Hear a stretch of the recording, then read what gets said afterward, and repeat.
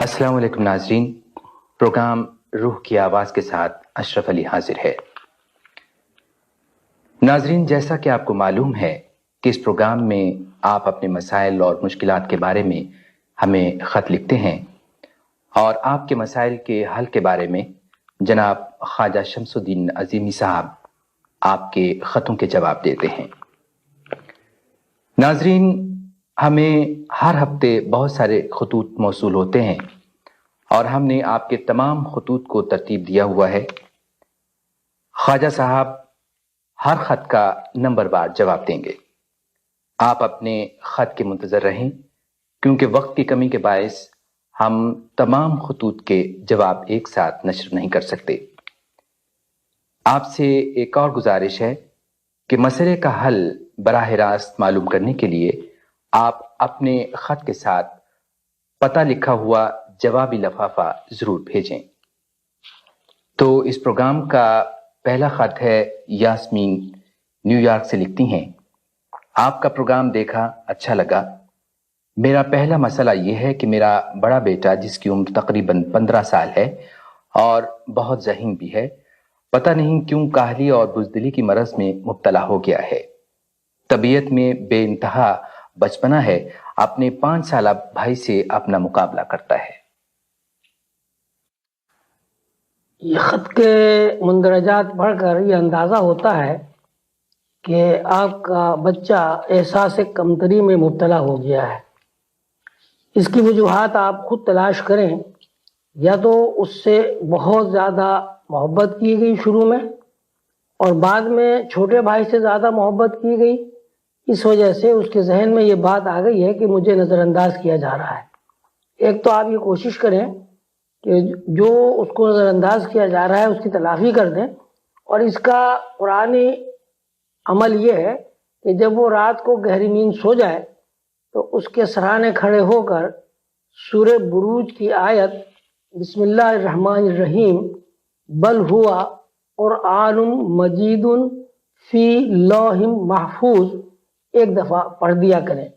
21 روز تک یہ عمل کریں، انشاءاللہ اس کی طبیعت ٹھیک ہو جائے گی اور احساس کمتری اس کے اندر سے نکل جائے گا۔ خواجہ صاحب، یہ سوال ہے اظہر قادری صاحب کا کہ مراقبہ کرنے سے انسان کی مادی اور روحانی زندگی پر کیا اثرات مرتب ہوتے ہیں؟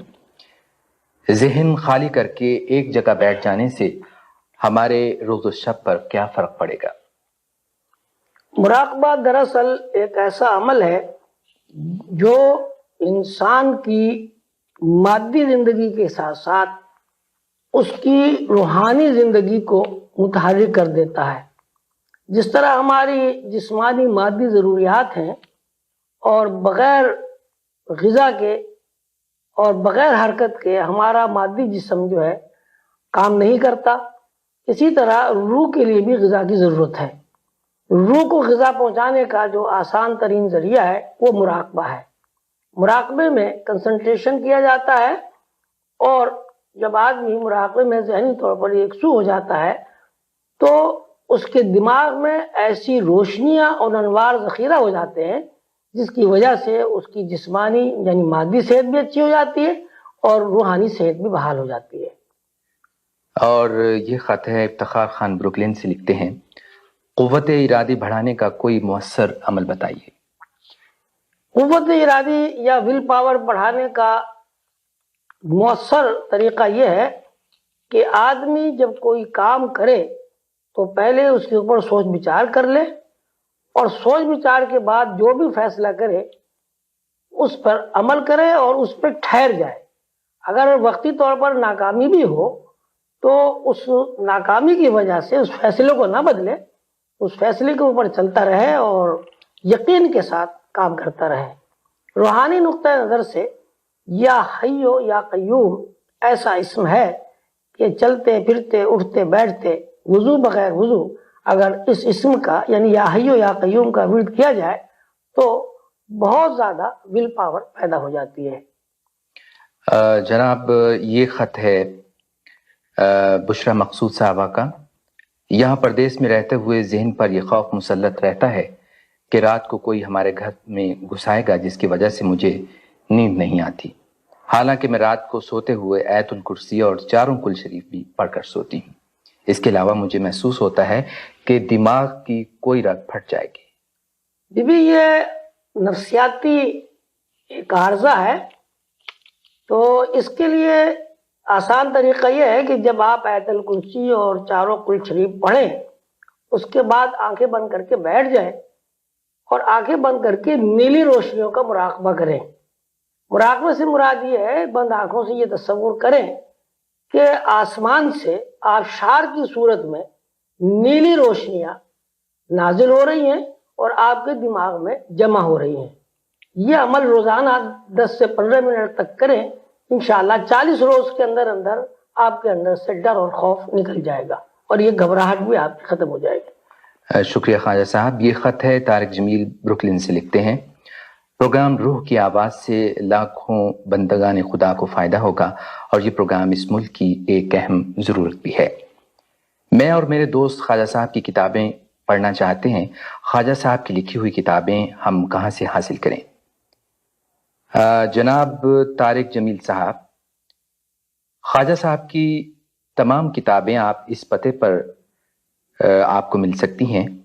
پتہ ہے 1231 surf avenue, Brooklyn, zip code ہے 11224۔ اور جناب یہ خط ہے، لکھتے ہیں میرا نام محبوب اللہ خان ہے، مجھے امریکہ میں آئے ہوئے 2 سال ہو گئے ہیں، یہاں کالج میں تعلیم حاصل کی ہے، اچھے نمبروں سے کامیاب ہوا ہوں، چھوٹی سی نوکری ملی تھی، وہ 20 جنوری میں ختم ہو جائے گی۔ کوشش اور جدوجہد کے ساتھ اللہ کے کلام کا سہارا لینا چاہتا ہوں۔ کوشش اور جدوجہد سے جو بھی کام کیا جاتا ہے اللہ تعالیٰ اس کو قبول کرتے ہیں۔ اللہ تعالیٰ نے فرمایا ہے کہ والذین جاہدوا فینا لنہدینہم سبلنا، کہ اللہ تعالیٰ کسی کی کوشش رائے گاہ نہیں جانے دیتے، کوشش کا نتیجہ ضرور نکلتا ہے۔ آپ کوشش کرتے رہیں اور اس کے ساتھ ساتھ یہ کریں کہ رات کو سونے سے پہلے اول آخر 11 دفعہ درود شریف پڑھ کر 41 مرتبہ آیت الکرسی عظیم تک پڑھ کر آنکھیں بند کر کے بیٹھ جائیں اور 5-10 منٹ عشق کا تصور کریں اور دعا کریں، انشاءاللہ آپ کو بہت جلدی حسب منشا نوکری مل جائے گی۔ شکریہ خواجہ صاحب۔ یہ ہے مصطفیٰ راشد صاحب، پروگرام روح کی آواز ٹی وی پر دیکھا۔ میں گزشتہ 15 سال سے نیو یارک میں مقیم ہوں، ماہنامہ روحانی ڈائجسٹ کے ذریعے خواجہ صاحب سے متعارف ہوں۔ پروگرام روح کی آواز دیکھ کر میرے ذہن میں چند سوالات آئے ہیں، براہ کرم جواب عنایت فرما کر شکریہ کا موقع دیں۔ سوال نمبر ہے، مراقبہ کیا ہے، یہ کس طرح کیا جاتا ہے اور اس کی شرائط کیا ہیں؟ دوسرا سوال ان کا ہے، مراقبہ اور ذہنی سکون کا آپس میں کیا تعلق ہے؟ مراقبہ دراصل ایک اصطلاحی نام ہے اور اس کا مطلب ہے کسی نقطے پر ذہن کو مرکوز کرنا۔ اسلام میں سب سے اہم فریضہ نماز ہے۔ نماز کا مطلب بھی یہی ہے کہ انسان نماز میں اللہ تعالیٰ کے ساتھ اپنی ذہنی مرکزیت قائم کرے۔ نماز قائم کرنے کا مطلب یہ کہ اللہ تعالیٰ کے ساتھ تعلق قائم کیا جائے۔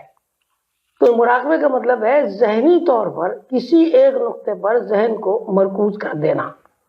اور مراقبہ کرنے کا طریقہ یہ ہے کہ ذہن کو خالی کر کے ایک نقطے پر ذہن کو مرکوز کر دیا جائے، اگر خیالات آتے ہیں تو آنے دیا جائے۔ ابھی ہم آپ کو مراقبہ کر کے بتا رہے ہیں کہ مراقبہ کس طرح کیا جاتا ہے۔ آپ اسی طرح جس طرح ہم مراقبہ بتا رہے ہیں اسی طرح آنکھیں بند کر کے بیٹھ جائیں اور کوئی بھی اللہ کا اسم پڑھ کے اپنے ذہن کو ایک نقطے پر مرکوز کریں۔ شکریہ خواجہ شمس الدین عظیمی صاحب، آپ نے ہمارے ناظرین کے خطوں کے جواب دیے۔ اس کے ساتھ ہی پروگرام روح کی آواز ختم ہوا۔ اشرف علی کو اجازت دیجیے، خدا حافظ۔